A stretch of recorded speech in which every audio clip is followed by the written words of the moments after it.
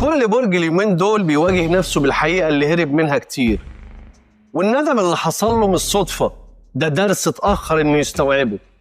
الفترة دي كشفت لكل واحد هو بيغلط في إيه بالظبط، وخلت كل برج يقف قدام نفسه ويواجهها من غير تزييف ولا هروب. برج الحمل ندمان إنه كان بيجري ورا كل حاجة بسرعة، والمرة دي لازم يفهم إن التسرع ضيع منه حاجات كتير كان يستحقها. برج الثور ندمان إنه كتم كتير جواه، والوقت ده محتاج يفتح قلبه شوية ويفضفض عشان يرتاح. برج الجوزاء ندمان إنه صدق الشخص الغلط، وده الوقت اللي لازم يسمع إحساسه الأول لأنه دايما بيكون الصح. برج السرطان ندمان إن ادى مشاعره لحد ما يستاهلش، ولازم يواجه الحقيقة، مش كل اللي بنحبهم بيحبونا بنفس الطريقة.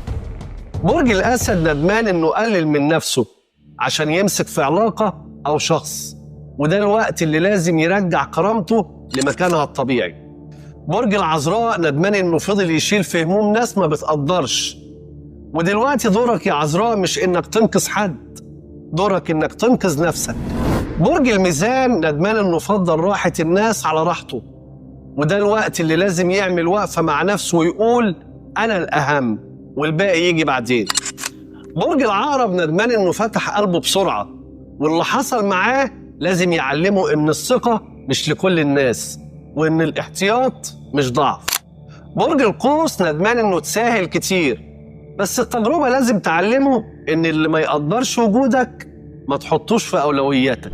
برج الجدي ندمان إنه كان قاسي على نفسه، والمواقف اللي مرت بيه لازم تعلمه إنه يستحق يهون على قلبه شوية، مش دايما لازم يشيل كل حاجة لوحده.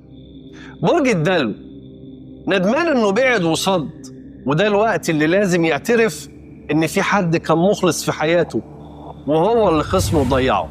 برج الحوت ندمان إنه حب ووصل بسرعة، ولازم يتأكد بعد كده مين اللي يستاهل يدخل قلبه. قولوا لي إيه أكتر حاجة ندمانين عليها الفترة دي، ولو كلام برجك لمس قلبك اكتب لي في الكومنتات، وما تنساش تشارك الفيديو مع أصحابك عشان يشوفوا برجهم. معاكم دايما وليد زهران، استنونا في الجديد.